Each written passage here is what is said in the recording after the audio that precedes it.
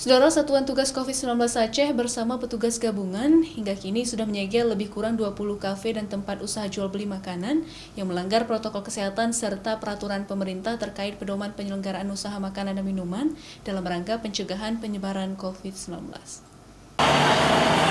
Penyegelan puluhan kafe, warung kopi, dan juga tempat usaha jual beli makanan tersebut dilakukan oleh Satgas COVID-19 Aceh karena telah melanggar peraturan Wali Kota Banda Aceh nomor 20 tahun 2020 tentang pedoman penyelenggaraan usaha makanan dan minuman dalam rangka pencegahan penyebaran COVID-19, yaitu membuka usahanya hingga pukul 23 waktu Indonesia Barat.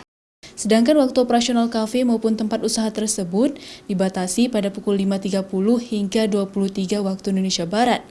Seluruh tempat usaha yang disegel tersebut menggunakan garis polisi yang dikomandoi oleh Satuan Polisi Pamong Praja.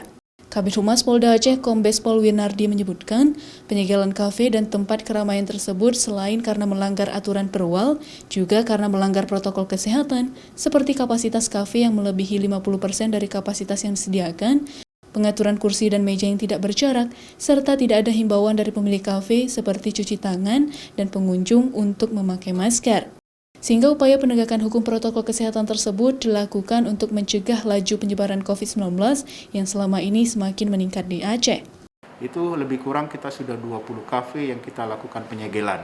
Tapi dalam penyegelan ini bukan berarti kita tutup usahanya, itu nanti akan di-assessment oleh Satpol PP, dilakukan mungkin tindakan berupa teguran tertulis, kemudian mungkin ada surat pernyataan dari pemilik kafe bahwa akan melakukan mematuhi prokes, dan kemudian bisa kemudian polis lain tersebut dilepas. Sementara itu, Winardi mengatakan untuk berita acara penindakan, pembinaan, dan penegakan hukum terhadap pemilik usaha kafe dan usaha keramaian lainnya akan diserahkan kepada Satpol PP sebagai Ketua Satgas Penegakan Hukum Prokes, dengan harapan akan ada efek jera dan dapat meningkatkan kepatuhan terhadap protokol kesehatan.